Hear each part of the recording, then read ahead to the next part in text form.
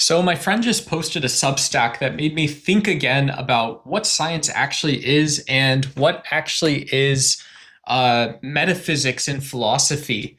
And here's what sort of threw me off is I my formal education is social science, and so in social science we say things like structural or constructivism, and this sort of means that like if you and I are talking about metaphysics and science, it begins sounding really odd to say something like a Ford F-150 exists. That might sound strange, but who engineered and designed a Ford F-150? Ford?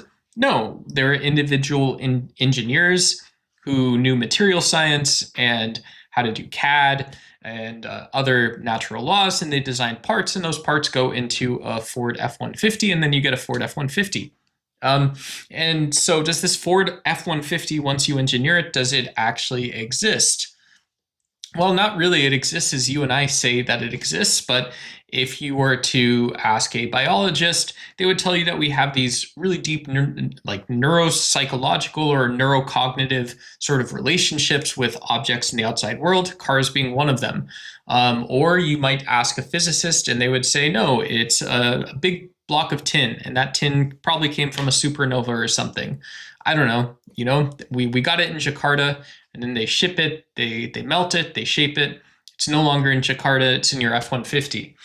Okay, cool. That's also cool. And then you can ask like an actual physicist, and they'd be like, sure, okay, that's a Ford F-150, but yeah, that tin came from a supernova, but that's not actually what tin is.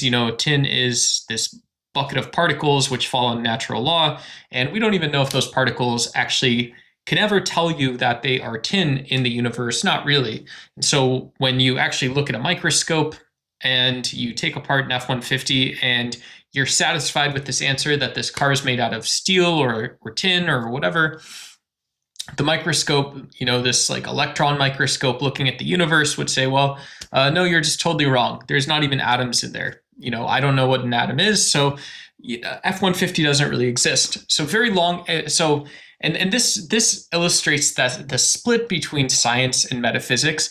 It also illustrates standards and just sort of the social norms and mores we have.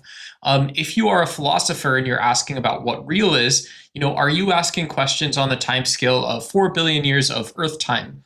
Are you asking about a specific period in intellectual thought? Are you asking about things relative to other domains or disciplines in science? All very important questions. That's